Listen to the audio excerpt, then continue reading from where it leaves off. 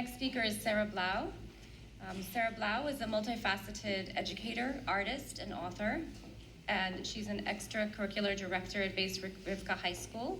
She inspires students and communities alike, and clearly a very sought-after public speaker. She's presented in cities across the US, Canada, abroad, and she's a prolific author of 30 children's books and 2 additional books for women and translations in multiple languages. Thank you. It's my pleasure to introduce Sarah Blau.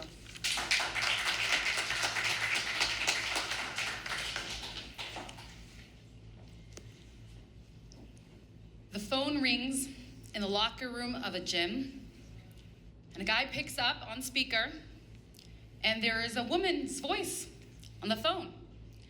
And she says, "Hi, are you at the gym?" And the guy says, "Yeah." And she says, "I just saw a coat. It's leather, it's beautiful, it's on sale for $1,000. Can I get it?" Everyone's listening. And he says, "Sure." She decides to push her luck more. And she says, "You know, I was thinking that our car has been getting very old. And I was just passing by Mercedes, and they have their new 2024 or 2025 model." He says, "How much is it?" And she says, "I don't know, I think it's under $100,000. So he says, "Of course you should get it." She says, "You sure?" He says, "Yeah." So she goes, "And you remember that house that I wanted that was going for $3 million? I saw the owner put a sign that it's only 2.5. He says, "Grab it, it's a steal of a deal." She's like, "Thanks so much, I love you." He says, "I love you too," and hangs up. Picks up the phone, looks around the room and says, "Anyone know whose phone this is?"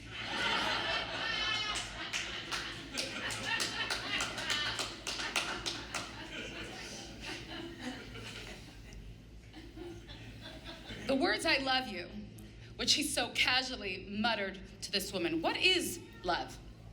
And as we've heard from the speakers before me, love according to Judaism. This question is like probably the most commonly asked question. What is love? But love according to Judaism. There's a teaching that I love about the Hebrew word for husband and wife or man and woman. The man is Ish, spelled Aleph Yud Shin. And the woman is Isha, spelled Aleph Shin Hey. The 2 Hebrew letters, Aleph and Shin together, spell Aish, fire. Now fire is wonderful when it's cackling in a fire pit or you're using it to barbecue and grill. But fire can be dangerous. Aish on its own can be dangerous. But those other 2 letters are a Yud by the man and then a Hey in the woman. Those 2 letters are God's name. And when a man and a woman, when a husband and a wife are not just there for each other, but both of them committed to God, to that third triangle, to something greater in the relationship, there is nothing more powerful. 15 years ago, there was a woman I know that was at the end of her 9th month of pregnancy with her first child. She was excited to make her parents, grandparents, and her grandparents great-grandparents. She was the oldest on both sides, and there was a lot of family excitement. 2 weeks before her due date, the doctor thought something was wrong, maybe the baby was breech, but unfortunately, upon further testing, it was discovered that the baby had a condition that would make it not compatible with life. And even if the baby would be born alive for a couple of hours, after a couple of hours, the baby would not be able to make it. And it was devastating for this young 20-year-old girl who had such hopes and dreams and was dashed not only for herself, but the entire generations before her. She delivered the stillborn, and then it came time for Mikvah. And she felt like she needed something special, a new place, some attention, some quiet time. She actually chose this mikvah here in Brooklyn Heights 15 years ago. Mrs. Tila Roskin was the mikvah woman, and as she arrived at the mikvah, all the pain just poured out of her, and she cried. Mikvah also has the same letters as the word tikva, hope. And as all her pain burst forth in tears. She felt like this experience in the mikvah gave her new hope, new sense of faith that she would have a healthy child. And in all of her 15 years, that one experience at the mikvah here in Brooklyn Heights was the most powerful. And she explains why. The number one thing she wanted after she lost the child was physical comfort from her husband. And she couldn't have it. And those few weeks of yearning, of waiting, of finding other ways to strengthen and comfort each other, cemented their relationship in a way that nothing else could have cemented their relationship. That love, that power, by bringing God into that picture, that commitment that as difficult as it was, we are committed to this mitzvah, made that experience the most powerful mitzvah experience she ever had. It feels like full circle that I get to be standing here today as you're reopening this beautiful mikvah, because I was that woman who 15 years ago came here.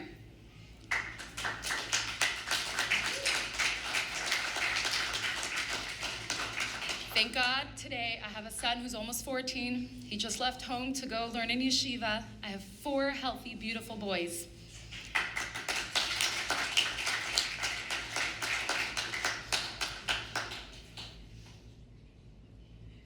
This mitzvah is called Taharat HaMishpacha, family purity, and not Taharat HaIsha, a woman's purity.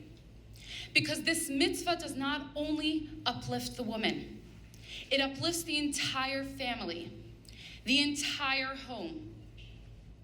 It allows the couple and the marriage to be the cornerstone, the bedrock of the home and the relationship. A thought actually occurred to me a few days ago as I went swimming in a local pool. There are 2 kinds of pools. There could be a pool where there's no ropes and no lanes, and people go swimming back and forth, and you bump into each other, and you better have goggles with your eyes open, otherwise you're bound to have a pool crash. Or there's a pool right here in Bedford Avenue with ropes and lanes. And within the ropes and lanes, there's a system of how you circle. And that pool is much more enjoyable to swim in because you know exactly where you can swim and really not crash into each other. And I thought of it as a metaphor to the rules of Taharat HaMishpacha are rules, they're boundaries. But it makes the swimming so much more enjoyable. Because for 2 weeks, you're counting down to when is mikvah, and then 2 weeks, you know you only have 2 weeks, and when you are limited, it actually brings out a strength, a commitment, and a power that otherwise wouldn't exist. I heard a very powerful story from a woman, Mrs. Mansouri, who runs a mikvah in California. She says she gets a phone call one day from a rabbi, and he says, I have a woman that I'd like you to bring to the mikvah, and I just have to tell you it's her second marriage. So Mrs. Mansouri's like, I've done this before. I run a mikvah. Like, I've brought women before who have never been to the mikvah, and if it's a second marriage. And the rabbi says, no, let me tell you. This woman is 86 years old. She has never been to the mikvah. What happened is that there were 2 couples that had been friends for 50 years, and they had done so much together, from golfing to going out to eat to raising their children. In one couple, the husband lost his wife. The other couple, the woman lost her husband. And these 2 met every day at a senior center, and they did activities together, but they both went home at the end of the day feeling very lonely. And so one day he said to her, why don't we marry? But then he said to her one thing. 60 years ago, I promised my parents that I would never bring a woman home without getting married properly. Would you agree to a chuppah? And she said, yeah. And so he called the rabbi, and the rabbi said, sure, I will marry you, but your new bride would have to immerse in the mikvah.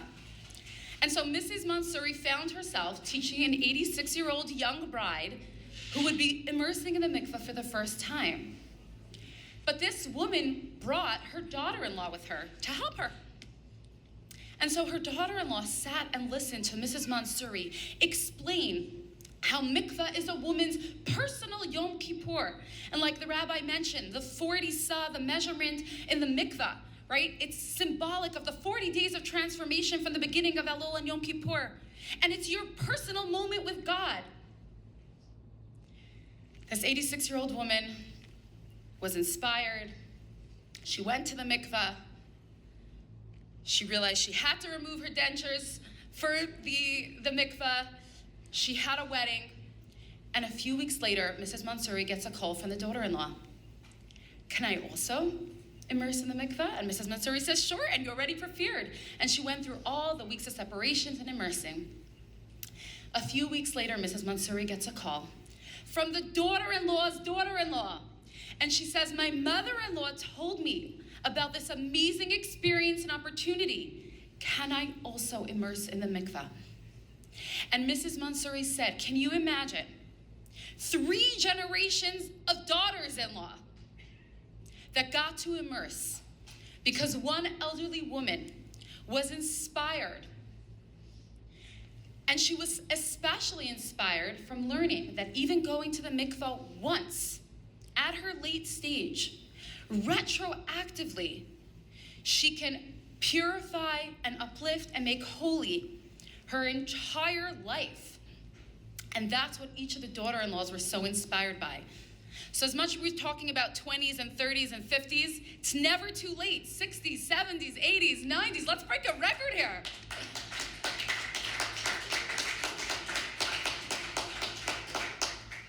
I'm going to end with this thought.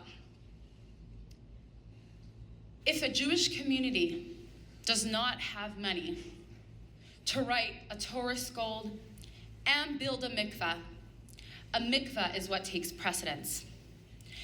We are all so lucky to be in a place together with Mikvah USA and all the sponsors that recognizes the importance, the beauty, the ability to draw down blessings in every single one of our lives, that we shouldn't have to break the ice. You know what, I know I was just about to end, but I have to share one story about breaking ice. There is a shlucha in Nepal, in Kathmandu, who does not have a mikvah, or at the time of the story that I read, does not have a mikvah. And she was once sitting at home and she got a knock on the door from an Israeli woman named Limor. And Limor came in, sat on her couch and started crying. And she said, you know, I'm married for 10 years. I think it's over. I think I want a divorce. And the shlucha said, what's going on? And she poured out her heart, how everything started off well, but they struggled and they didn't have any children. And they were really giving it one last shot, going on a trip to Nepal, India, China, and if it wouldn't work, she was gonna get divorced. And she felt like there was just no spark left in the relationship. And Mrs. Lifshitz said to her, why don't you come to the mikvah? And she said, I'm not religious, I don't do mikvah. And she says, you don't have to be religious, go once. And then she says, but I have to warn you, we don't have an actual mikvah here. We have to travel by bus an hour and a half, and then hike up a mountain for an hour, and there we go to a river that nobody is there. We break the ice and we go into the mikvah. Now, Limor's eyes shone from the experience. She said, I'm in. So the shlucha's husband spoke to her husband, and there they traveled on the rickety bus an hour and a half in Nepal, and they climbed the mountain, and they arrived at the river, and the view was stunning. And there were monkeys there in the wild. Night fell, the stars came out, the shlucha took out an axe, broke the ice, and Limor immersed. And then the shlucha didn't hear from her for months. She didn't have her number. She had no idea what happened with Limor.